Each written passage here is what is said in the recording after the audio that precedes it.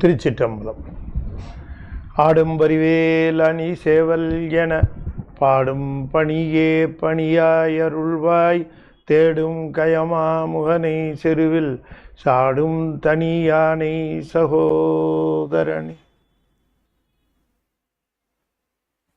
திருச்சிற்றம்பலம்.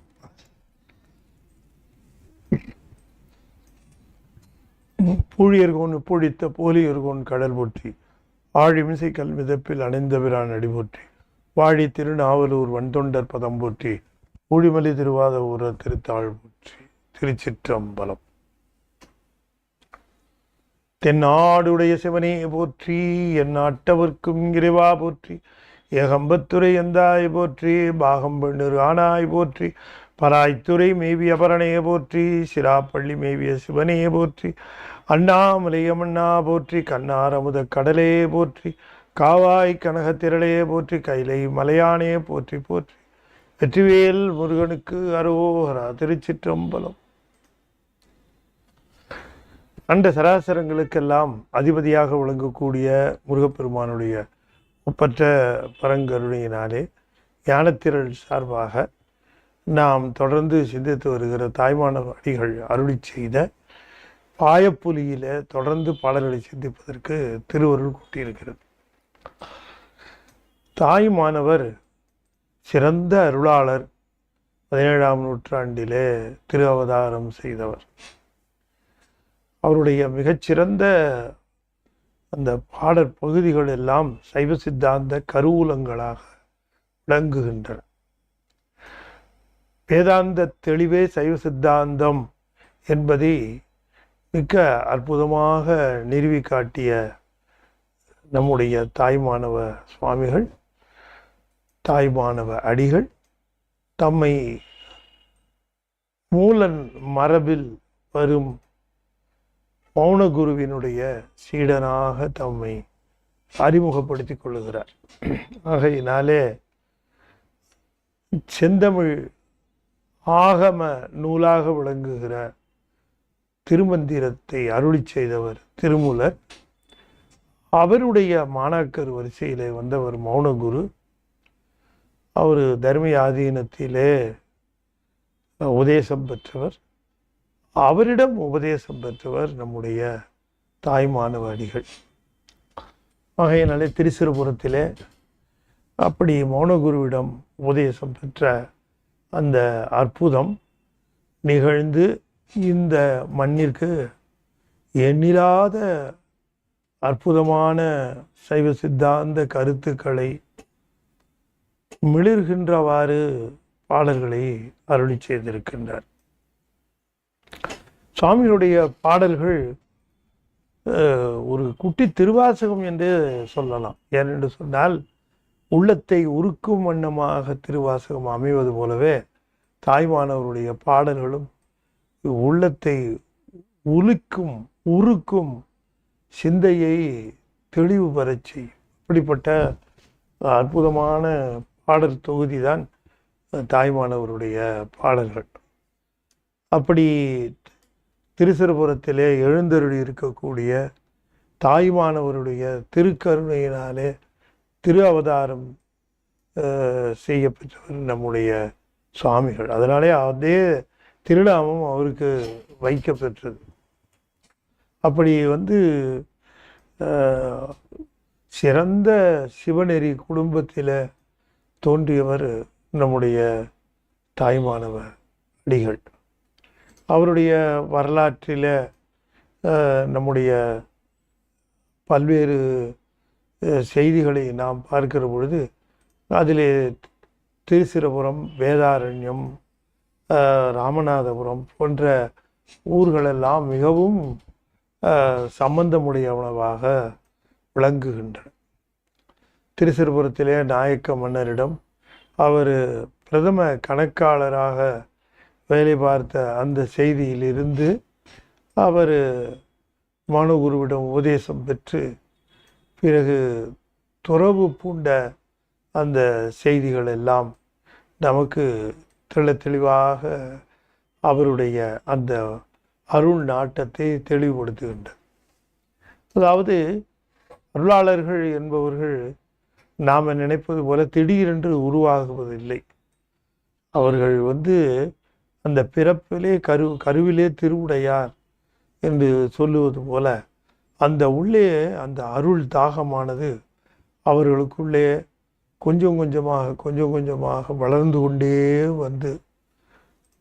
அது முற்று பெறுகிற நிலையில அவர்கள் இந்த உயிர்களுக்கெல்லாம் தாம் பெற்ற இன்பத்தை அந்த உயிர்களும் பெற வேண்டும் என்கிற உயர்ந்த நோக்கத்திலே தம்முடைய அருள் அனுபவங்களை பகிர்ந்து கொள்ளுகிறார். தாய்மானவரும் அப்படித்தான். அவருக்கு அந்த அருள் அனுபவம் கிட்டிய பிறகும் கூட, ஆனந்த அனுபவமானது தோய்ந்த பிறகும் கூட, உயிர்களுக்கெல்லாம் இந்த நன்னிலை கூடி அவை சிறப்புற வேண்டும் என்கிற அந்த காரணத்திற்காக எண்ணிறந்த பாடல்களை அருளி செய்தார். அதற்கு முன்பாக பாடல்கள் அவர் அரசாங்க உத்தியோகம் பார்த்து கொண்டிருந்த பொழுது பாடல்கள் அருளி செய்ததாக நமக்கு தகவல் இல்லை. அது ஒன்றிரண்டு அப்படி செய்திருக்கலாம் என்று குறிப்பிட்டாலும் கூட அவருடைய அந்த குரு உபதேசம், குருவை பெற்ற பிறகு, மௌன குருவை பெற்ற பிறகு அவர் அருளி செய்த அருள் பாடல்கள் தான் நமக்கு இப்பொழுது பொக்கிஷமாக கிடைத்திருக்கிறது. அதிலே மிக மிக அரிய கருத்துக்களை நான் முன்னமே சொன்னது போல அவர் அருளி செய்திருக்கிறார்.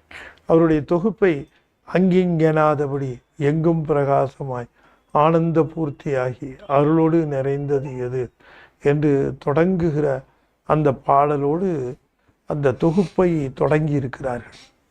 அதிலே அந்த முழுமுதற் பொருளினுடைய முழுமுதற் தன்மையை மிக அற்புதமாக அவர் தெரிவித்திருப்பார். இப்படி ஒரு பொது நிலை, இறைவனுக்கு பொருந்துகிற பொது நிலை, சிறப்பு நிலை வேறு எங்கும் பார்க்க முடியாது. அந்த அளவிற்கு அங்கு எனாதபடி எங்கும் பிரகாசமாய் ஆனந்த பூர்த்தி ஆகி அருளோடு நிறைந்தது எது? தன்னருள் வெளிக்குளே அகிலாண்ட கோடியெல்லாம் தங்கும்படிக்கு இச்சை வைத்து உயிர்க்கு உயிராய் தழைத்தது எது? மன வாக்கினில் தட்டாமல் நின்றது எது? சமய கோடிகளெல்லாம் தன் தெய்வம் என் தெய்வம் என்று எங்கும் தொடர்ந்து எதிர் வழக்கிடவும் நின்றது எது? எங்கனும் பெருவழக்காய் யாதினும் வல்ல ஒரு சித்தாகி இன்பமாய் என்றைக்கும் உள்ளது எது? அது மேல் கங்குல் பகலற நின்ற எல்லை உள்ளது எது? அது கருத்திற்கு இசைந்தது. கங்குல் பகலற நின்ற எல்லை உள்ளது அது அது கருத்திற்கு இசைந்ததுவே. கண்டனவெல்லாம் ஓன உருவெளியதாகவும் கருதி அஞ்சலி செய்குவாம் என்று அந்த நீக்கமர நினைந்திருக்கக்கூடிய உயிராகட்டும் உலகமாகட்டும் எல்லா இடங்களிலும் நீக்கமர நிறைந்திருக்கக்கூடிய பரத்துவத்தை அந்த முதல் பாடலிலேயே மிக அற்புதமாக சுவாமிகள் குறிப்பிட்டிருக்கிறார். இந்த பரத்துவத்தை இந்த முதல் பாடலிலே தாய்மானவடிகள் குறிப்பிட்டது பொது இறைவனை ஒப்புக்கொள்ளுகிற சமயங்கள் எல்லாமே ஏற்றுக்கொள்ளுகிற விதத்தில் அந்த பாடலானது அமைந்திருந்திருக்கிறது. அப்படி ஒரு சிறப்பான அந்த பாடலை தந்தவர் நம்முடைய பெருமான். அவர் அருளி செய்த பல பகுதிகளில் இந்த பாயப்புலி என்கிற பகுதியை தான் நாம் இப்போ சிந்தித்து கொண்டு வருகிறோம். பாயப்புலியில் 16வது பாடலில் சில செய்திகளை அவர் சொல்லுகிறார். அந்த பாடலை இப்பொழுது நாம் சிந்திக்க திருவருள் கூட்டியிருக்கிறது. எனக்கோர் சுதந்திரம் இல்லையப்பா, எனக்கு எய்ப்பில் வைப்பாய், மனக்கோதகற்றும் பரம்பொருளே என்னை வாழ்வித்திட, நினக்கே பரம் நின்னை நீங்காத பூரண நீள் கருணை தனக்கே பரம் இனி சும்மா இருக்கத்தகும் என்றுமே எனக்கோர் சுதந்திரம் இல்லையப்பா, எனக்கு எய்ப்பில் வைப்பாய். மனக்கோதகற்றும் பரம்பொருளே என்னை வாழ்வித்திட, நினைக்கே பரம் நின்னை நீங்காத பூரண நீழ்கருணை தனக்கே பரம். இனி சும்மா இருக்கத்தகும் என்றுமே, இனி என்றுமே சும்மா இருக்கத்தகும் என்றுமே, இனி சும்மா இருக்கத்தகும், இனி சும்மா இருக்கத்தகும் என்றுமே, இனி என்றுமே சும்மா இருக்கத்தகும் என்று இந்த பாடலில் குறிப்பிடுகிறார். உயிர்களுக்கு சுதந்திரம் கிடையாது, எந்த உயிருக்கும் சுதந்திரம் கிடையாது. ஆனா பார்க்கறதுக்கு என்னவோ எல்லா சுதந்திரத்தோடையும் இருக்கிறது போல ஒரு தோற்றம். நான் நினைச்சது செய்வேன், நான் நினைச்சது இப்படி பேசுவேன், நான் நினைச்ச சுதந்திரம் தானே என்று கருதுகிறான். உண்மையிலேயே அது சுதந்திரம் அல்ல. சுதந்திரம் என்பது எது என்று கேட்டால், நீ இந்த பிறப்பை எடுத்தாயே அது உன் சுதந்திரத்திலே இருந்திருக்க வேண்டும். இந்த பிறப்பை விட்டு நீ நீங்குவாயே அது உன் சுதந்திரத்திலே இருக்க வேண்டும். உன்னை சுற்றி நடக்கின்றவை எல்லாம் நிகழ்கின்றவாறே நிகழ்வதல்லாமல் நின்னுடைய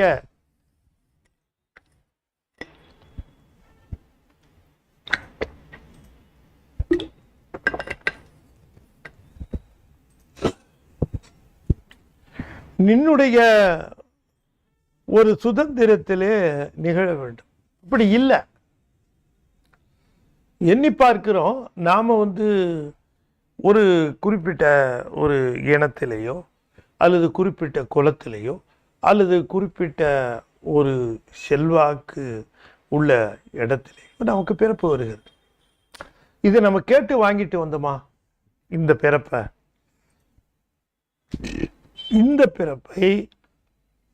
நாம் கேட்டு பெற்றோமா? சரி, எங்கே நடத்துமோ எங்கே இருத்துமோ எங்கே கிடத்துமோ என்றறியேன் என்று குருஞான சம்பந்தர் சொல்லுவது போல, நாம் ஒருவர் நிறைவாக எந்த இடத்தில அவர் வாழ்வு முடியும் என்ற சுதந்திரம் அவரிடம் இருக்கிறதா? சொல்லுங்க. ரொம்ப பேர் காசியில் இறந்தா முத்தின்னு இந்த இறக்கம் தருவாயில் கொண்டு போய் அங்கே போட சொல்கிறாங்க. சரி, இறந்தால் முத்தின்னு சொல்லப்பெறுகிற தலமாயிற்றுன்னு அங்கே கொண்டு போய் காசியில் அதுக்குன்னே மடம் இருக்குது. ஆனால் அங்கேயும் கூட என்னென்னா ஒரு குறிப்பிட்ட நாட்களுக்கு தான் வைத்து கொள்வார்கள். அதற்கு மேலே உயிர் பிரியலை போகலை என்று சொன்னால் எடுத்துகிட்டு போக சொல்லணும். இதை நம்ம கண்கூட பார்க்கணும். அங்கே போனால் மட்டும் உயிர் போயிடுமா? அது நம்முடைய கையில் இல்லை.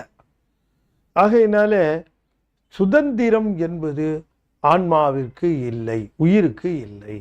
உயிருக்கு சுதந்திரம் கிடையாது. சுதந்திரம் உள்ளவன் சிவபெருமான் ஒருவன் தான். அதனால தான் அவனுக்கு தன் வயத்தனாதல் என்ற 8 குணங்களில் ஒரு குணம் பேசப்படுகிறது. 8 குணத்தில் ஒரு குணம் தன் வயத்தனாதல். தன் வயத்தனாதல் என்றது சுதந்திரம். நம்ம சுதந்திரம் இல்லாதவர்கள், பரதந்திரம், மற்றவர்களை சார்ந்து இருக்கிறோம். குழந்தையா இருக்கும்போது என்ன சுதந்திரம் இருந்தது? தாய் தந்தையர் எப்படி வளர்க்கிறார்களோ அப்படித்தான் வளர்க்கப்பட வேண்டும். என்ன உணவு கொடுக்கிறார்களோ அதைத்தான் உண்ண வேண்டும். என்ன சுதந்திரம் இருந்தது? வளர்ந்த பிறகு அமைகிற சிறு சிறு விஷயங்களை சுதந்திரம் என்று கருதி கொள்வது தவறு. உதாரணமாக, ஒரு பெட்டிக்குள்ளே நம்ம போட்டுக்கொண்டோம். ஒரு பெட்டிக்குள்ளே போட்டாச்சு, பெட்டியின் கதவை மூடி ஆயிடுச்சு. இப்போ பெட்டிக்குள்ளே இருக்கிற நீ சுதந்திரத்தோடு இருக்கிறியான்னு கேட்டால், நான் சுதந்திரத்தோடு தான் இருக்கேன். இந்த கையை தூக்க முடியுத, இந்த கையை இறக்க முடியுத, இந்த காலை நீட்ட முடியுத, காலை மடக்க முடியுது, என்று சுதந்திரம் சொல்ல முடியுமா? இது சுதந்திரமா? சுதந்திரம் என்பது எது என்று கேட்கிற பொழுது எண்ணிய எண்ணத்தின்படி இருத்தல், அந்த எண்ணிய எண்ணத்தின்படி அமைதல். இப்போ நான் எனக்கு சுதந்திரம் இருக்கிறது என்று சொன்னால் நான் என்ன நினைக்கிறேனோ அது நடக்கணும். நடக்கிறதா? நடக்கலை. நாம் ஒன்று நினைக்க அது வேறொன்றாக முடிகிறத நாம் பார்க்கிறோம். அப்போ சுதந்திரம் என்பது உயிர்களுக்கு இல்லை. இதை முதல்ல உணர்வது தான் ஆன்மீகத்தினுடைய ஒரு முதல் கட்டமாக இருக்க வேண்டும். உயிரானது தனக்கு எந்த விதத்திலும் சுதந்திரம் இல்லை என்பதை உணர வேண்டும்.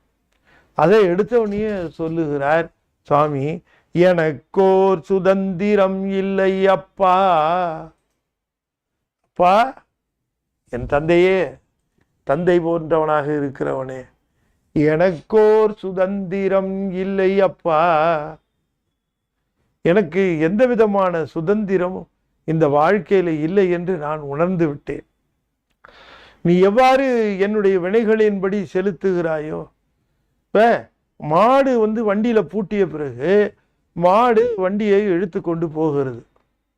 மாடு என்ன நினைக்கும்னா, நாம் சுதந்திரமாக வண்டியை இழுத்துக்கொண்டு சாலையிலே சென்று கொண்டு இருக்கிறோம். ஆனால் உண்மையிலேயே அந்த மாடு அப்படி நினைத்து கொள்வது பெரிய அறியாமை. நான் நினைக்கிறேன், நான் போய்கொண்டு இருக்கிறேன் என்று மாடு நினைக்கக்கூடாது. அந்த மாட்டை செலுத்துகிற வண்டிக்காரன் அந்த மாடு எந்த திசையில் செல்ல வேண்டும் என்பதை தீர்மானிக்கிறான். அப்படி தீர்மானித்துத்தான் அது போகுது. எனவே வினைகளின் வழியாகத்தான் அந்த வாழ்வு அமைகிறதே தவிர சுதந்திரமாக அது அமைவதில்லை, சுதந்திரமாக அமைவதில்லை. படித்து முடித்த பிறகு இங்கேயே வேலை கிடைக்க வேண்டும், வெளிநாட்டில் வேலை இல்லை. படித்து முடித்த பிறகு வெளிநாட்டில் வேலை என்று இங்கேயே வேலை, இங்கேயே இந்த ஊர்லேயே வேலை இல்லை, வெளி மாநிலத்தில் வேலை. எப்படியோ சூழ்நிலைகளை சிந்தித்து பார்க்கிற பொழுது நமக்கு அந்த சுதந்திரம் துளி கூட தரப்படவில்லை என்பது தெரிந்திருக்கிறது.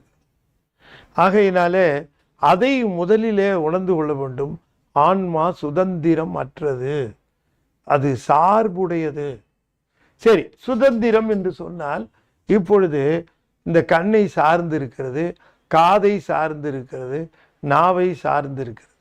கண்ணை சாராமல் பார்க்க சொல்லுங்களேன். கண்ணை சார்ந்து இருக்கிறது. கண் ஏதாவது ஒரு ஒரு ஒரு ஊனமோ அல்லது ஒரு பிரச்சனையோ வந்து விட்டால் பார்வை இல்லை. இப்போ உயிர் பார்க்க வேண்டியது தானே, கண் இல்லாமலும் பார்க்க வேண்டியது தானே? இல்லை. இது இந்த உடம்பை சார்ந்து இருக்கிறது. உடம்பு தன்னுடையது என்று கருதி கொண்டு இருக்கிறது. அது உண்மையிலேயே அது அதனுடையது அல்ல, அது அதற்கு புறத்தானது, அது ஒரு அசித்து பொருள். ஆகையினாலே ரொம்ப தெளிவாக நாம் தெரிந்து கொள்வது, நமக்கு வினைகளின் வழியாக நடக்கின்ற வாழ்வுதான் இருக்கிறதே தவிர நம்முடைய சுதந்திரத்திலே நமக்கு வாழ்வு அமைவது இல்லை. அப்படி அமைவது இல்லை, அப்படி அமையவில்லை என்று அது தெரிந்து கொள்ள வேண்டும். எனக்கோர் சுதந்திரம் இல்லை அப்பா, எனக்கு எய்ப்பில் வைப்பாய். எய்ப்பில் வைப்பு என்று சொன்னால் இளைத்த காலத்திலே உதவுகிற சேமிப்பு. வைப்பு என்று சொன்னால் எய்ப்புன்னா இளைத்த காலத்தில், இளைத்த காலத்திலே நமக்கு உற்ற நேரத்திலே உதவி செய்கின்ற ஒன்று இருக்குமானால் அதுவே எய்ப்பில் வைப்பு என்று சொல். எய்ப்பு என்றால் இளைத்த காலம். இப்போ நமக்கு சேமித்து கொண்டே வருகிறோம். ஒரு காலத்திலே நமக்கு வருமானம் குறைந்து விட்டது இல்லை, அப்பொழுது என்ன செய்வோம்? சேமித்து வைத்த அது நமக்கு எய்ப்பில் வைப்பாய் உதவும். அதுபோல நாம் திருவருளை சேர்த்து கொண்டே வர வேண்டும். நாம் வெறும் பொருளை சேர்க்கிறதிலேயே தான் இந்த எய்ப்பில் வைப்பு, ஆனால் அருளையும் சேர்த்து கொண்டே வர வேண்டும். அப்படி நமக்கு அருள் சேருவதற்கு வாய்ப்பு கிடைக்கும் என்று எதிர்பாராமல் எப்பொழுதெல்லாம் வாய்ப்பு கிடைக்கிறதோ அப்பொழுதெல்லாம் அருளை நாம் சேர்த்து கொண்டே வருகிற பொழுது, விடைப்பயன் கடுமையாக தாக்குகிற பொழுது இந்த திருவருளே நமக்கு பெரும் துணையாக விளங்கும். அதனால தான் அந்த எய்ப்பில் வைப்பு என்று சொல்லுகிற பொழுது நாம் அந்த பெருமானுடைய திருவருளை சேர்த்து கொண்டே வர வேண்டும். அருளை சேர்ப்பது எப்படி என்பது, அறத்தை சேர்ப்பது ஒரு புறம் இருக்கட்டும், அருளை சேர்ப்பது எப்படி? அருளை சேர்ப்பது எப்படி என்று கேட்டால், நாம் சார்ந்திருக்கிற பொருளை நினைந்து உருகி அதோடு ஒன்றுபடுகின்ற அந்த நிலையை எண்ணி ஏங்குதல், அதனுடைய அடிமையாக இருத்தலை எண்ணி எண்ணி அதில் கழித்தல். இவ்வாறு நிற்கிற பொழுது அறம் சேர்ந்த அருளாக அது எய்ப்பில் வைப்பாய் விளங்கும். அதனால அந்த எய்ப்பில் வைப்பாக திருவருளை தருகின்றவன் சிவபெருமான். எனவே எய்ப்பில் வைப்பாய் மனக்கோதகற்றும் பரம்பொருளே. மனக்கோது அகற்றும். கோது என்றால் குற்றம். மனதிற்கு இருக்கக்கூடிய குற்றங்கள் 6 வகை குற்றங்களாக சொல்வார்கள், ஷட்பகை என்று சொல்வார்கள். காமம், குரோதம், லோகம், மோகம், மதம், ஆச்சரியம் என்று சொல்லக்கூடிய 6 வகை பகைகள். அப்படி அந்த மனக்கோது குற்றம், கோது மனதிலே இருக்கக்கூடிய குற்றங்களாக இவற்றை நாம் சுலபத்தில் வெல்ல முடியாது. நம்முடைய ஆசையையோ, நம்முடைய கோபத்தையோ, நம்முடைய பொறாமையையோ நாம் எளிதில் வென்றுவிட முடியாது.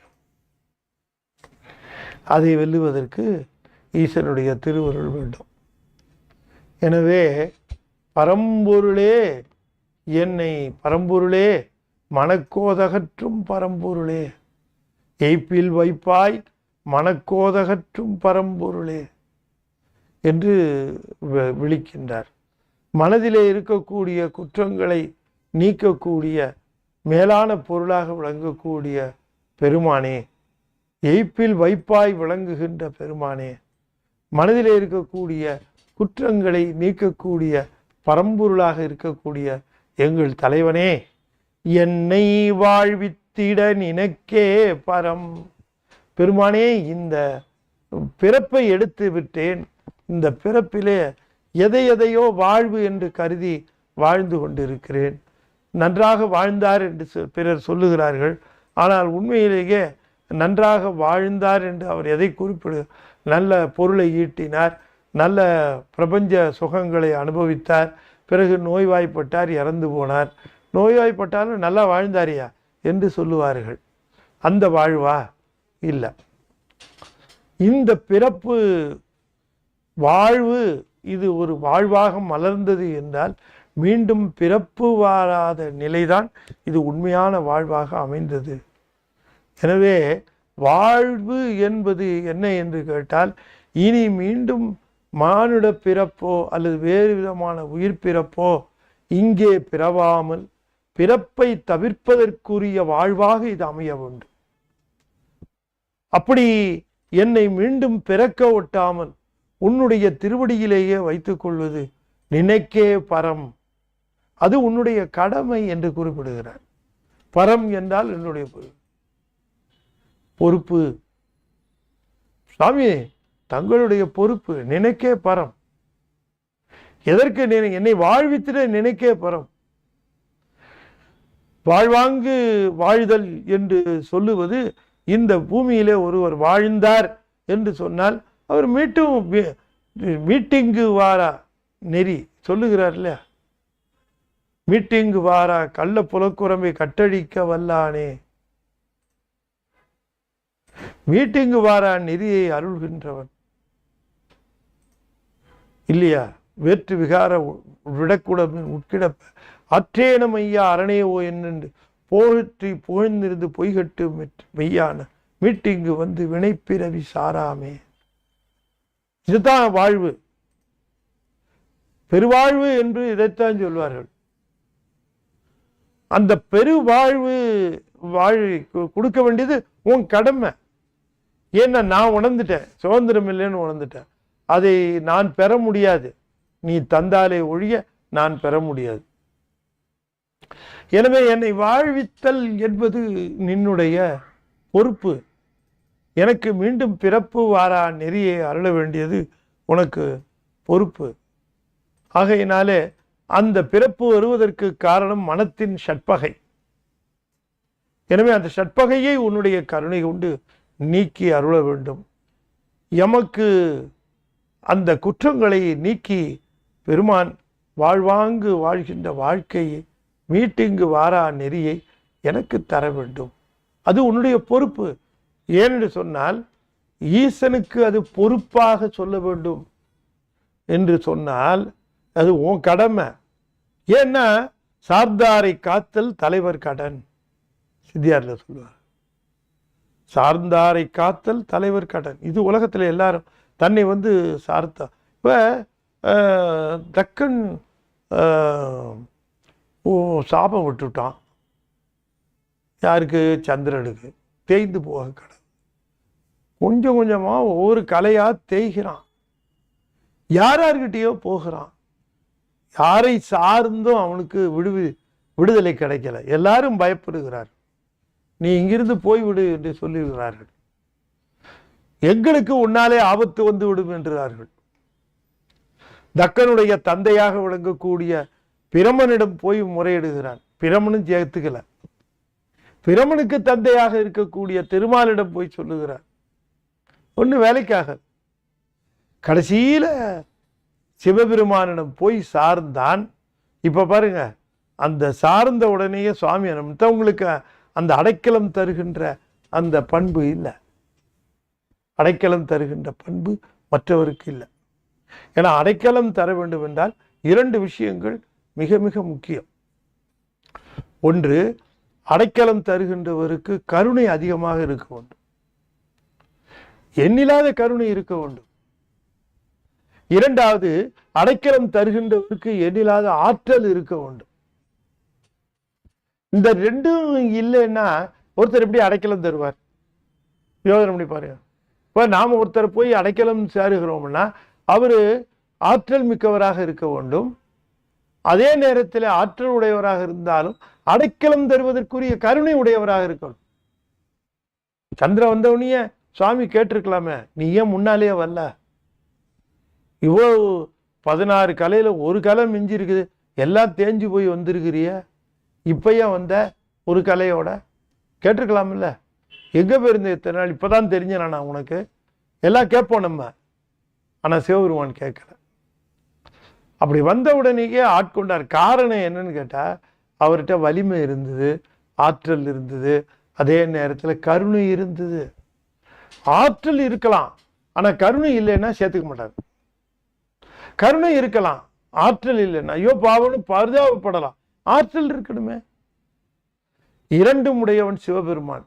அதனால சொல்லுகிறார், எனக்கு எய்ப்பில் வைப்பாய் இருக்கிற பெருமானே, என்னை வாழ்வித்திட நினைக்கே பரம். என்று சொன்னால் எனக்கு இந்த வாழ்வை தருவதற்கு, வாழ்வாங்கு வாழ்கின்ற அந்த வாழ்வு, பிறப்பில்லாத வாழ்வு, அதை நம்ம சரியா புரிந்து கொள்ள வேண்டும். வாழ்வு என்றால் பிறப்பு இல்லாத வாழ்வு. இந்த பிறப்பில்லாத வாழ்வை, பிறப்பு நீங்கிய வாழ்வை நீ தர வேண்டும். பொறுப்பு ஒண்ணுது. ஏன் அப்படின்னு, அதுக்கு காரணம், உனக்கு பொறுப்பு இருக்கிறதுக்கு காரணம் என்ன தெரியுமா? நீங்காத பூரண நீள் கருணை தனக்கே பரம். ஏன் அப்படின்னு கேட்டார். நினைக்கே பரம், நீதான் என்ன பொறுப்பாக அது என்னை இந்த மறுபிறப்பு இல்லாத நிலையிலே அடிமையாக ஆட்கொள்ள வேண்டும். ஏன் அப்படின்னு கேட்டா, நீங்காத பூரண நீள் கருணை தனக்கே பரம். அப்ப இந்த 2 சொல்லுகிறார். ஒன்று நீங்காத, அது எல்லாவற்றிலும் நிறைந்து விளங்குகின்ற, எல்லாவற்றையும் ஆளுகின்ற, எல்லாவற்றையும் கட்டிலே வைத்திருக்கக்கூடிய அந்த பூரண நிலை. பூரண நிலை, நீங்காத பூரணம். இந்த நீங்காத பூரணம் என்று சொல்லுகிற பொழுது அது வலிமையை கொடுக்கிறது. ஒரு இடத்துல இருப்பார், இன்னொரு இடத்துல இல்லைன்னா வலிமை போச்சு. அவரு ஊர்ல இருந்தா காப்பாத்துவாரு, வெளியூர் போனா அவரால் காப்பாற்ற முடியாது.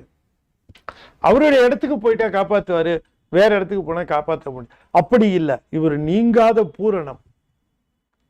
ஆகையினாலே அது வலிமையை குறித்தது. நீங்காத பூரணம் என்று சொல்லக்கூடிய அந்த வலிமை உனக்குத்தான் இருக்கிறது. அது மட்டுமல்ல, நீள் கருணை, உனக்கு இருக்கிற அந்த கருணை நீள் கருணை, தொடர்ச்சியான கருணை, வேறு எவருக்கும் இல்லாத பூரணமான நீள் கருணை. அந்த பூரணத்தை அங்கேயும் போட்டு நீங்காத பூரணம், நீங்காத பூரணம், நீங்காத நீள் கருணை. அது இந்த இரண்டும் ஒன்றை தவிர வேறு யாருக்கும் கிடையாது.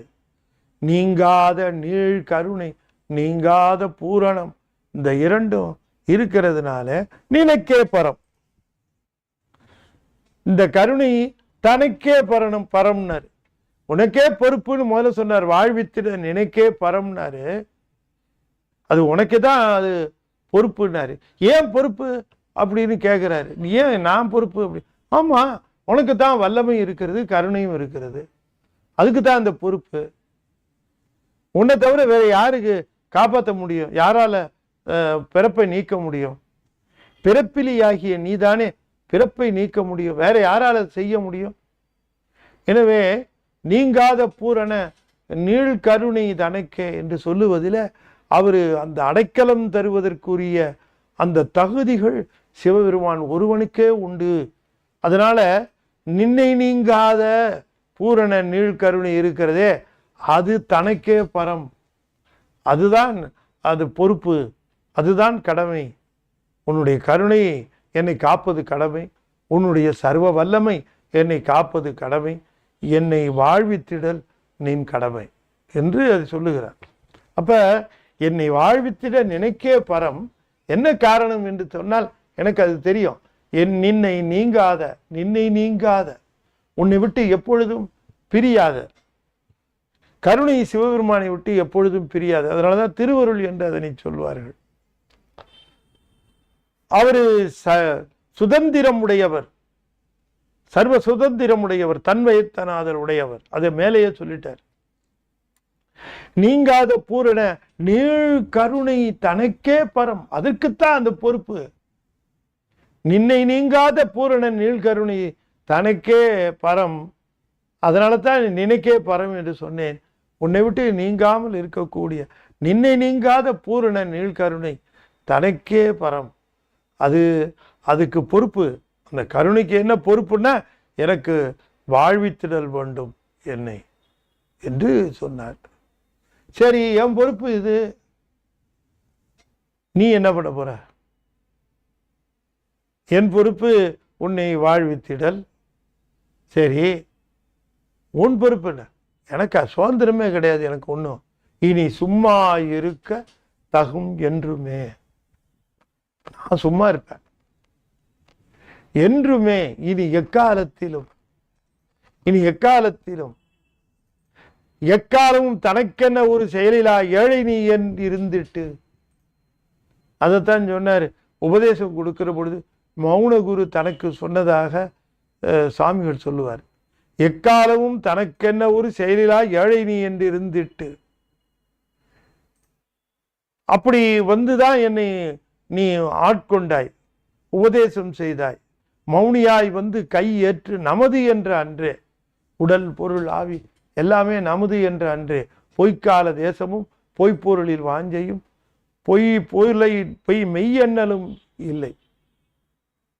மைக்கால் இருளணைய இருட்டில்லை, ஒரு போக்கில்லை, வரவில்லை. ரொம்ப அற்புதமா அந்த இடத்துல சொல்லுவார். சும்மா இருக்க வேண்டும். சும்மா இருத்தல் என்பது என்ன என்று கேட்டால், எதையும் செய்யாம சும்மா இருக்கிறது இல்லை. எனக்கு சுதந்திரம் இல்லை என்று உணர்ந்து இருத்தல். எனக்கு சுதந்திரம் இல்லை என்று உணர்ந்து இருந்து ஏய்ப்பில் வைப்பாய் இருக்கின்ற பெருமானினுடைய கருணையை பெற்று அந்த கருணையை மனக்கோதகற்றும் பரம்பொருளே என்று சும்மா இருக்க தகும். சும்மா இருக்க தகும். இந்த சும்மா இருக்கிற சுகத்தை சொல்லுமாறு எங்கனேன்னு கேட்டார் பட்டினத்தார். சும்மா இருக்க வைத்தான் சூனியத்தை நானறியேன்னார் பட்டினத்தார். அப்படி சும்மா இருக்கிற சுகம் இருக்கிறதே, அது என்ன சும்மா இருக்கிற சுகம் என்றால், அது தன்வயத்தனாதல் என்று சொல்லக்கூடிய தகுதி உடைய பெருமானிடம் அடிமையாக இருத்தல். அது அவனுக்கு அடிமையாகி இருத்தல். என்று நீ அன்று நான் உன் அடிமை அல்லவோ, மீளா அடிமை உனக்கே ஆளாய் பிறரை வேண்டாதே. எதுக்காகவும் யார்கிட்டத்தையும் போய் நிற்காம இருக்கிறது. நீங்க அதை செய்யுங்க, இதை செய்யுங்க, இதை கொடுங்க, அதை கொடுங்க என்று கேட்காமல், எனக்கோர் சுதந்திரம் இல்லை அப்பா, எனக்கு எய்ப்பில் வைப்பாய், மனக்கோதகற்றும் பரம்பொருளே என்னை வாழ்வித்திட நினக்கே பரம் நின்னை நீங்காத பூரண நீள் கருணை தனக்கே பரம்கினி சும்மா இருக்கத்தகும் என்றுமே. ஆகையினால எனக்கு என்ன செய்யத்தகும், என்ன செய்யத்தகும் என்று கேட்டால், என்றுமே எக்காலத்திலும் எப்பொழுதும் சும்மா இருக்கத்தகும். சும்மா இருப்பேன். சும்மா இருத்தல், சும்மா இரு சொல்லற என்றலுமே அம்மா பொருள் ஒன்றும் அறிந்திலனே என்றார் அருணகிரிநாத பெருமான். அருணகிரிநாத பெருமான் அதை சொல்லுகிறார். இன்று வருமோ நாளைக்கே வருமோ, இன்று வருமோ நாளைக்கே வருமோ, மற்ற என்று வருமோ, இன்று வருமோ நாளைக்கே வருமோ, மற்ற என்று வருமோ, துன்று மலவெம்மாயையற்று வெளிக்குள் வெளிகடந்து சும்மா இருக்கும் சுகம் இன்று வருமோ, சும்மா இருக்கும் சுகம் நாளைக்கே வருமோ, மற்ற சும்மா இருக்கும் சுகம் மற்ற என்று வருமோ, சும்மா இருக்கும் சுகம் இன்று வருமோ, நாளைக்கே வருமோ, மற்ற என்று வருமோ அறியேனுங்கோவே, மற்ற என்று வருமோ என்று அறியேன் எம் கோவே, துன்று மலவெம்மாயை அற்று வெளிக்குள் வெளிக்கடந்து சும்மா இருக்கும் சுகம் இன்று வருமோ. வள்ளலார் கேட்கிறார், நாளைக்கே வருமோ, மற்ற என்று வருமோ. அப்ப சும்மா இருக்க தகுன்றார். சும்மா இரு, எதா இருந்தா என்ன, எது அவனுக்கு தெரியாம வரப்போறதில்ல, தெரியாம நடக்க போறதில்ல, எல்லாம் அவன் கொடுத்தது தான். சும்மா இரு, சும்மா இரு, சும்மா இரு. அது இங்க சொல்லுகிறார், இனி சும்மா இருக்க தகும் என்றுமே. என்னைக்குமே சும்மா இருக்க தகும், அதுதான் நான் செய்யக்கூடியது என்று குறிப்பிடுகின்றார். எக்காலமும். ஆகையினால நீ எல்லாத்தையும் பார்த்துக்கோன்னு தெரிஞ்சு போச்சு, அப்புறம் நான் என்ன செய்யணும்? சும்மா இருக்க வேண்டியது தானே. என்னால் ஆகிறது எதுவும் இல்லைன்னு தெரிஞ்சு போனதுக்கப்புறம் நான் போய் இருக்கிறது என் கெடுப்பானே, பேசாமல் இருக்க. சும்மா இருந்தாலே போதும், எல்லாம் தானா நல்லா நடக்கும். சும்மா இருக்க எல்லாம் நடக்கும். ஆகையினால ரொம்ப பேர் என்ன நினச்சிக்கிறாங்க, சும்மா இருத்தல்னா சும்மா இருந்தால் சோறு வருமானு. அப்படி அல்ல. இது சுதந்திரம் இல்லை என்று ஆன்மா உணர்ந்து தன்னை சிவத்திற்கு அடிமையாக உணர்தல். தனக்கென்று எண்ணம் இல்லை, தனக்கென்று செயல் இல்லை, தனக்கென்று மொழி இல்லை, தனக்கென்று இச்சை இல்லை, தனக்கென்று செயல் இல்லை, தனக்கென்று எந்த விதமான மெய்ப்பாடுகளும் இல்லை. தனக்கென்று சிந்திக்கிறதும் கிடையாது. சிந்திப்பதற்கு கூட அவர் என்ன சிந்தனையை ஊட்டுகிறானோ அதுவே தன்னுடைய சிந்தனையாக கருதுதல். எனக்கோ சுதந்திரம் இல்லை அப்பா, எனக்கு எய்ப்பில் வைப்பாய், மனக்கோதகற்றும் பரம்பொருளே, என்னை வாழ்வித்திட நினக்கே பரம் நின்னை, நீங்காத பூரண நீள் கருணை தனக்கே பரம், இனி சும்மா இருக்கத்தகும், சும்மா இருக்கத்தகும் போதும் என்றுமே என்னைக்குமே என்று குறிப்பிடுகின்றார். அப்படி சும்மா இருக்கிற பொழுது அந்த மௌனத்தினுடைய பெருமையை இன்னும் விளக்கி அடுத்த பாடலிலே சொல்லுகிறார்.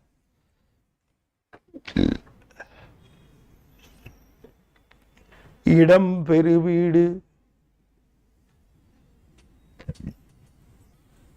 மின்னார் தேய் சகமும் இருநிதியும். செய்யின் இருக்கே, அது சேய் தான் சரியான படம். இடம் பெருவீடும் மின்னார் சேய் சகமும் இருநிதியும், உடம்பை விட்டு ஆருயிர் போம்போது கூடி உடன் வருமோ, மடம் பெருமாயை மனமே இனி இங்கு வா, மௌனி திடம்பெற வைத்த மௌனம் சகாயம் தெரிந்து கொள்ளே, இடம் பெரும் வீடும் இடம் பெரும் வீடும் மின்னார் சேய்.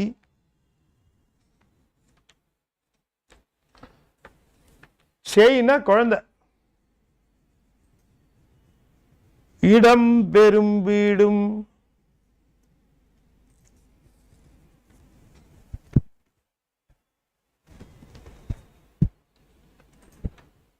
இடம்பெரு வீடுன்னா பெரிய வீடு, சௌரியமா குடியிருக்கிறதுக்கான வீடு.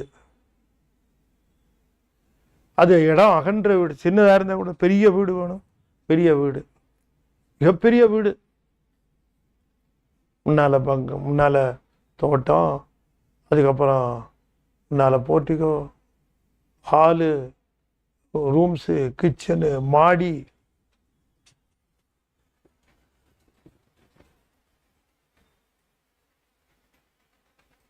அப்படி இருக்கக்கூடிய அந்த வீடு, அழகிய மனைவி,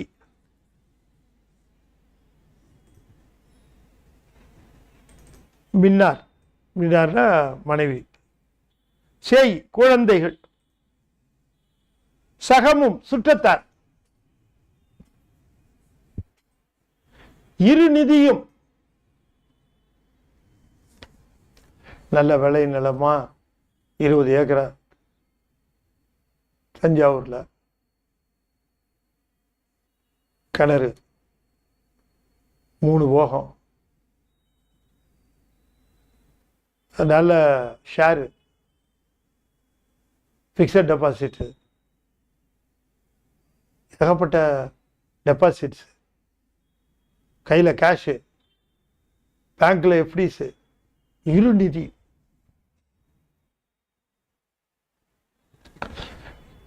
இதெல்லாம் இருக்குங்க. எல்லாம் இருக்கும். ஆனா எல்லாம் இருக்கும், நீ இருப்பியா கேக்குற? எல்லாம் இருக்கும், அத்தனையும் இருக்கும், நீ போனப்புறமும் இருக்கும். ஆனா நீ போனப்புறம் அது உன் கூட வருமா என்று கேட்கிறார். இடம் பெரு வீடும் இன்னார் செய் சகமும் இருநிதியும் உடம்பை விட்டு ஆருயிர் போம்போது கூடி உடன் வருமோ. இவரு சம்பாதிச்ச சொத்துங்க, இதை எல்லாத்தையும் இவர் போகும்போது இடுகாட்டில் கொண்டு போய் கூடவே வச்சு எரிச்சிருங்க. ஒரு வேட்டி விட மாட்டேங்கிறான். கடைசியில் ஒரு வேட்டி, புது வேஷ்டி, ஜருக வேஷ்டின்னா அதை கூட உருவிடுறானுங்க. இன்னதுக்கு எரிச்சு தானே போகுது, வச்சானு வீணாக தானே போகும் அப்படின்ட்டு. கையில் மோதிரம் போட்டுட்டு இருப்பார் எப்போவும், மோதிரத்தோடைய போச்சிருவாங்களே. கழுத்தில் எப்பவுமே பெரிய செயின் போட்டிருப்பாருங்க, இந்த செயினோட அனுப்புவாங்களா? ஒண்ணுமே வராது. மனைவி வரமாட்டா, மக்கள் வரமாட்டாங்க, சுற்றத்தார் வரமாட்டார்கள். எல்லாரும் நம்ம மேல அன்பு செலுத்துகிறவர்கள் எத்தனையோ பேர் இருப்பார்கள். அவ்வளோ பெரிய வீடு கொண்டு போய் 6 அடியில் போச்சிருவோம்.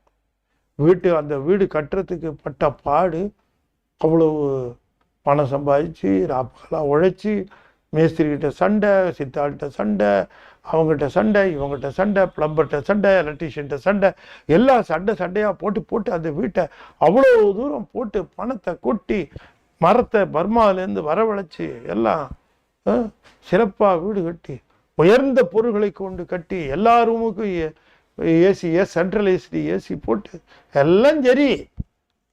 கிளம்பும்போது அவர் இந்த வீட்டிலேயே போச்சிடலாங்கன்னு போச்சிருவாங்களா? போய்க்குவாங்களா? அவர் தானே கட்டின வீடு. கொண்டு போய் இடுகாட்டில் 10ஓட 11, 10ஓட 11 அங்கே தானே போட்டு எரிக்கணும், அங்கே தான் புதைக்கணும், அங்கே தான் எரிக்கணும். யோசிக்க சொல்றார். இதை யோசிக்கவே மாட்டேங்கிறோம் நாம். ஆகையினாலே சொல்லுகிறார், இடம் பெரு வீடு. இடம் பெறுதல்னா அகன்ற பெரிதான வீடு. மின்னார் செய், மின்னார் பெண்கள், மின்னார் செய் குழந்தைகள் சொல்லுவார். தந்த பசிதனை அறிந்து முலையமுது தந்து முதுகு தடவிய தாயார் தம்பி பணிவிடை செய் தொண்டர் பிரியமுள தங்கை மருகர் உயிரெனவே சார் மைந்தர் மனைவியர் கடம்பு கடன் உதவு அந்த வரிசை மொழி பகர் கேடா வந்து தலைநவிழந்து தரைப்புகம் எங்க ஒரு மகிடம் இசை ஏறி அந்தகனும் கெனையாடர்ந்து வருகையில் அஞ்சலென வலிய மயில் மேல் நீ அந்த மரளியோடு. முருகன் ஒருத்தன் தான் வருவான், கூப்பிட்டுருக்கணும் முன்னாடியே, இல்லாடி அவன் மட்டும்தான் வரும். அந்த மரளியோடு உகந்த மனிதன் நமது அன்பன் என மொழிய வருவாயே. இடம்பெரு வீடு மின்னார் செய் சகமும் இருநிதியும் உடம்பை விட்டு ஆறுயிர் போம்போது. இந்த உயிரானது உடம்பை விட்டு போவது சர்வ நிச்சயம். கல்லை மேலே விட்டெறிகிறான் ஒருத்தன் வலியவன், எளியவன் ஒருவன் விட்டெறிகிறான் கல்லை. எந்த கல்லு கீழே வரும், எந்த கல்லு கீழே வராது? எல்லா கல்லும் கீழே வரும். வலியவன் எரிஞ்சா என்ன, எளியவன் எரிந்தால் என்ன, எரிந்த கல் தரை சேரும். அதுபோல இங்க வந்த உடல் மீண்டும் இங்கிருந்து கிளம்பிடும்.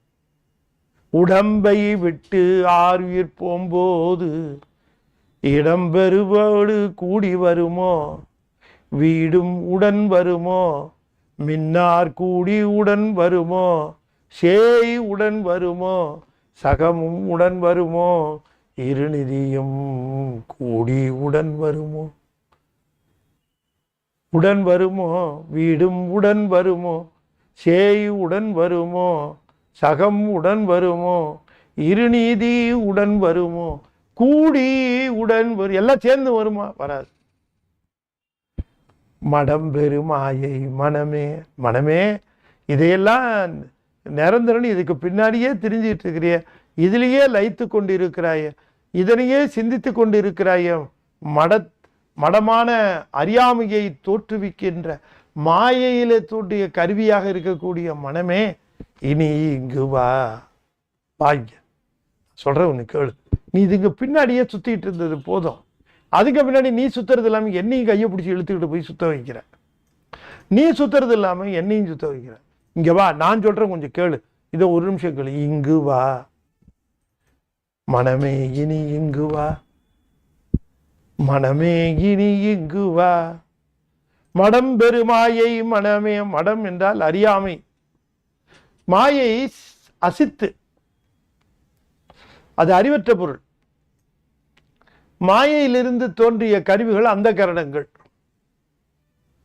அது ஆங்காரத்திலே, தைசத ஆங்காரத்திலே வந்தது மனம்.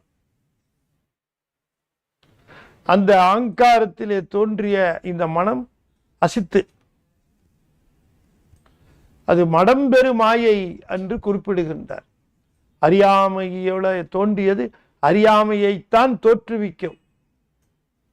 மடம்பெரு மாயை மனமே, என்ன சொல்றது, மடப்பயமாவனே திட்டு போதே மடப்பயமாவனே. அது மாதிரி மடம்பெரு மாயை மனமே, மாயையிலிருந்து மாயை என்கிற பெற்ற கரணமே, அந்த கரணமே மனமே. மடம்பெரு மாயை மனமே இனி இங்கு வா. இங்க நான் சொல்றது கேளுங்க, வா. இனி இங்கு வா. இனிமே இங்கு வான்னு சொன்ன, இதுவரைக்கும் நீ சுத்திட்டு இருந்ததெல்லாம் போதும், இனிமே நான் சொல்றது கேட்க, இங்க வா. மௌனி திடம் பெற வைத்த மௌனம் சகாயம் தெரிந்து கொள்ளே. மௌனி, நமக்கு ஒரு குருநாதர் கிடைத்தார் அல்லவா, அந்த குருநாதர் உபதேசம் செய்தார் அல்லவா, அந்த உபதேசம் இருக்கிறது அல்லவா, நீ யோசித்துப்பார். இங்கு வா, இனி இங்கு வா. மௌனி திடம் பெற வைத்த, வலிமையோடு செய்த மிகப்பெரிய அந்த உபதேசம் இருக்கிறதே, மறந்து விட்டாயா? நீ நமக்காக செய்த உபதேசம் தானே இது. இனி இங்கு வா. இங்கு வா என்று சொன்னால் நான் சொல்லுகிற அறிவின் பக்கமாக வா. தெளிவாக சிந்திக்கிற அறிவோடு சேரு. நீ அறிவற்ற நீ என்னை, அறிவுள்ள என்னை இழுத்து கொண்டு போக வேண்டும் என்று எண்ணாமல், அறிவுள்ள நான் அறிவற்ற உன்னை செலுத்துகிற பாதையிலே செல்வாயாக. இனி இங்கு வா. மௌனி திடம் பெற வைத்த, மௌனி திடம் பெற வைத்த மௌனம். சும்மா இருன்னு சொன்னார் அவர். சும்மா இரு, சும்மா இருந்தார். அன்னைக்கே எல்லாத்தையும் ஆவியும் உடலும் உடமை எல்லாம் என்னை ஆட்கொண்ட போதே கொண்டிலையோன்னாரு மணிவாசகர். இன்றோர் இடையூறு எனக்குண்டோ குன்றே அணையாய் கேட்கிறாருல்ல. அதுபோல அன்னைக்கே தனக்கென ஒரு செயலிலா ஏழை, எனக்கென ஒரு செயலிலா ஏழை நீ அப்படின்னு அவர் சொல்லிட்டார். அன்னைக்கே சொல்லிட்டார். மௌனியாய் உபதேசம் செய்தார், அற்புதமாக செய்தார். எனக்கென ஒரு செயலிலா ஏழை நீ என்றிருந்திட்டு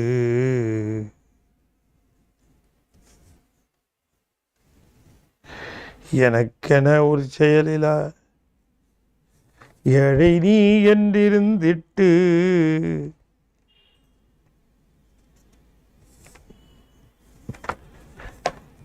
அதுல தனியா ஒரு பாடல்லையும் அதை சொல்லி இருக்கிறார். எனக்கென செயல் வேறிலை யாவும் இங்கொரு நிந்தனக்கு எனத்தகும். எனக்கு என செயல் வேறிலை, எனக்குன்னு செயல் தனியாக இல்லை. யாவும் இங்கு ஒரு நிந்தனக்கு எனத்தகும். இங்க எல்லாமே உனக்குன்னு கொடுத்தாச்சு. உடல் பொருளாவியும் தந்தேன். எனக்கென செயல்னு ஒரு பகுதியில் சுவாமி தாய்மானவர் எழுதியிருக்கார் ரொம்ப அற்புதமா. எனக்கென செயல் வேறிலை யாவும் இங்கொரு நிந்தனக்கு எனத்தகும். இங்கே எது இருந்தாலும் அது உன்னுடையது என்று சொல்லும். எனக்கென ஒரு செயல் இல்லை, எதுவும் இல்லை, செயல் வேறில்லை, ஒடுமையும் வேறில்லை, உடமையும் இல்லை. உடல் பொருள் ஆவியும் தந்தேன் மனகத்தகத்துள அழுக்கலாம் மாற்றியம்பிராணி நினைத்தது எப்படி அப்படி அருளுதல் நீதம். நீதம்னா நியாயம்னு அர்த்தம். இதை ரொம்ப அழகா சொல்லுகிறார். எனக்கென செயல் வேறிலை யாவும் இங்கொரு நின்றனக்கெனத்தகும் உடல் பொருளாவியும் தந்தேன் மனத்தகத்துள் அழுக்கலாம் மாற்றி. அதைத்தான் இங்கேயும் சொன்னார், போன பாட்டில் கூட சொன்னார். மனத்தகத்துள அழுக்கலாம் மாற்றி எம்பிரான் நீ நினைத்தது எப்படி, நீ எப்படி நினைக்கிறியோ அப்படி செய், அதுதான் நியாயமா இருக்கும். நான் கேட்கிறபடியெல்லாம் செய்ய வேணும் அவசியம் இல்லை. நீ எப்படி செய்ய வேண்டும் என்று கருதுகிறாயோ அப்படித்தான் செய்ய வேண்டும் என்று சொல்லுகிறார். குருநாதர் சொன்னதை, உபதேசத்தை சொல்லுவதை கூட இன்னொரு பாடலை சொல்லுகிறார். அது ரொம்ப அற்புதமா மௌன குரு என்ற தலைப்புல சொல்ற பாடல்ல, பற்று வெகு விதமாகி ஒன்றை விட்டு ஒன்றனை பற்றி உடல் கிருமி போல, இந்த மனசை சொல்ற. இந்த புழு இருக்கு பாருங்க, அது பார்த்தீங்கன்னு சொன்னா ஒரு இடத்துல இருக்காது, ஒரே இடத்துல இருக்காது. அப்படியே நெளிஞ்சு நெளிஞ்சு தாவி தாவி தாவி தாவி இடம் விட்டு இடம் போய்கொண்டே ஊர்ந்து கொண்டே போய்கொண்டிருக்கு. அது போலத்தான் இந்த மனதுன்னாரு. கிருமி போல, கிருமினா புழு. பற்று வெகு விதமாகி, பற்றுகின்ற இடங்கள் பல இடங்களாக ஆகி, ஒன்றை விட்டு ஒன்றனை பற்றி உடல் கிருமி போல பாழும் சிந்தை பெற்ற நான் வெளியாக நின்னருள் பகர்ந்தும் அறியேன். நின் திருவருளை நினைந்து இந்த மனதினாலே அந்த மனதை முழுவதும் அந்த திருவருளுக்கே கொடுக்க அறியாமல் உலகத்திலே பல இடங்களிலே பற்றி திரிந்து அலைந்தேன். துவிதமோ சித்தறிவது, நீ வேறு நான் வேறு என்று எண்ணுவதோ துவிதம், அது சிற்றறிவாக போய்விடும். உன்னை கலவாமல் நான் சிந்திப்பது என்பது சிற்றறிவாகிவிடும். பேரறிவோடு சேர்ந்து துவிதம் செல்லாது. நம்முடைய சைவ சித்தாந்தத்தில் அத்துவிதமாக இறைவன் ஒன்றாய் வேறாய் உடனாய் இருக்கிறான் என்பதுதான் உண்மை.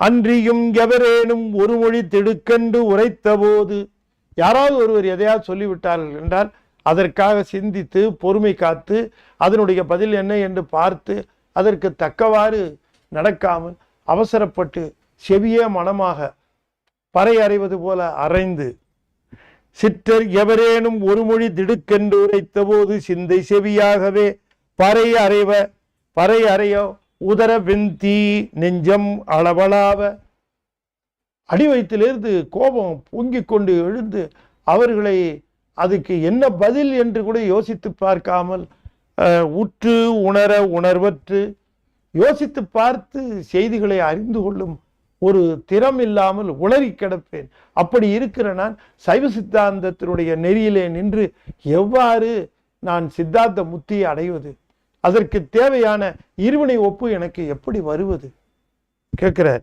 உற்றுணர உணர்வற்று உண்மத்த வெறியினர் போல உளருவேன், முத்தி மார்க்கம் உணர்வது எப்படி, இன்ப துன்பம் சமானமாய் உருவது எப்படி. முத்தி மார்க்கத்துக்கு மிக முக்கியமான படி இன்ப துன்ப சமானம். அது எப்படி வரும்? அப்புறம் முத்தி மார்க்கம் எப்படி வரும்?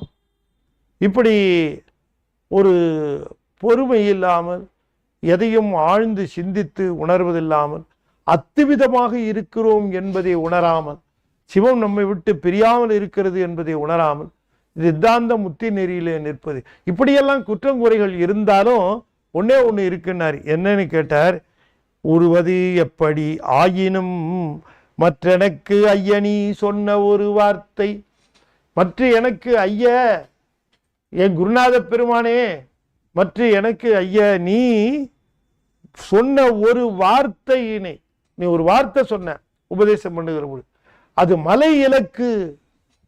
இப்ப இலக்கு மலையாக இருந்தால் எந்த பக்கத்தில் இருந்தாலும் அந்த மலையை போய் பிடிச்சிடலாம். மலை இப்போ இலக்கு ஒரு சின்ன துரும்பா இருந்ததுன்னா அந்த துரும்பை எப்படி போய் பிடிக்கிறது? இலக்கு எத்தனையோ மறைக்கும், எத்தனையோ ஆனால் மலையே இலக்காக இருக்குமானால் அந்த மலையை சென்று அடைவது எப்படியாவது தட்டு தடுமாறிய வழி அந்த மலையை சென்று அடைந்து விடலாம். மலை இலக்குன்னாரு உபதேசம். குருநாதருடைய உபதேசம் மலை இலக்கு. அதாவது அந்த ஒரு உபதேசத்தை கவனத்திலேயே கொண்டு இருக்க வேண்டும். அப்படி ஒரு வார்த்தை சொன்னார், இனி இங்கு வா மௌனி திடம்பெற வைத்த மௌனம் சகாயம். அங்க பாடல்ல குறிப்பிடுகிறார் சகாயம், அதுதான் நமக்கு. அது மலை இலக்கண நம்பினேன் இங்க சொல்லுகிறார். மந்திர குருவே யோக தந்திர குருவே மூலன் மரபில் வரும் மௌன குருவே என்று குறிப்பிடுகிறார். இப்படி அற்புதமாக அந்த அந்த குருநாதர் சொன்ன உபதேசத்தை எந்த சூழ்நிலையிலும் விட்டுவிடாமல் அதையே இலக்காக கொண்டு நீ செல்ல வேண்டும். வழியிலே எத்தனை தடுமாற்றங்கள் இருந்தாலும் அது அந்த இலக்கு மலை இலக்கு, அதுதான் கண்ணில் இருந்து மறையாத இலக்காக இருக்க வேண்டும். அப்படி நான் செல்வேன், அவர் சும்மா இருக்க தகும் என்றார், அப்படி இருப்பேன் என்று குறிப்பிடுகிறார் என்று சொல்லி இந்த 2 பாடல்களையும் நாம் சிந்தித்தோம். துபாய் ராமநாதன் அவர்கள் இந்த அற்புதமான ஞான வெள்ளிக்கு அவர் நல்ல ஆதரவு தருகிறார். அவரும் அவருடைய குடும்பத்தாரும் எல்லா விதமான நலன்களும் பெற்று பெருவாழ்வு வாழ வேண்டும் என்று நாம் பிரார்த்திக்கின்றோம். இந்த நிகழ்வை நிறைவு செய்யும் முகமாக 5 எழுத்தை 5 முறை ஓதுவேன். அன்பர்கள் தொடர்ந்து ஓத வேண்டும் என்று கேட்டுக்கொள்கின்றேன். அடியேன் ஞானத்திரள் என்கிற பத்திரிகையிலே ஆசிரியராக இருக்கிறேன். அது உங்களுக்கு தெரிந்தவர்களுக்கெல்லாம் நீங்கள் அறிமுகப்படுத்தணும். அது ஒரு பெரிய ஒரு தொண்டு.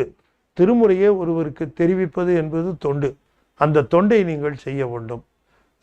நீங்களே கூட சப்ஸ்கிரைப் பண்ணலாம். அதுக்கப்புறம் 1 வருஷம் கழித்து அவர் வாங்க ஆரம்பிச்சிடுவார். 250 ரூபா தானே.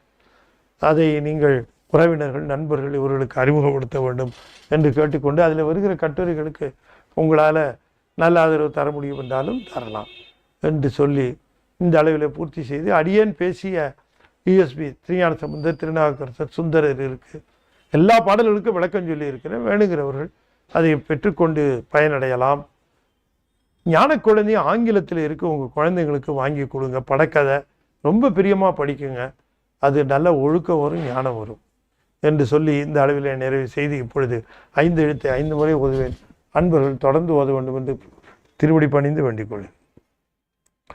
ஓ நம சிவாய, ஓ நம சிவாய, ஓ நம சிவாய, ஓ நம சிவாய, ஓ நம சிவாய. திருச்சிற்றம்பலம். தென்னாடுடைய சிவனே போற்றி, என் நாட்டவர்க்கும் இறைவா போற்றி. வெற்றிவேல் முருகனுக்கு அரோகரா. திருச்சிற்றம்பலம்.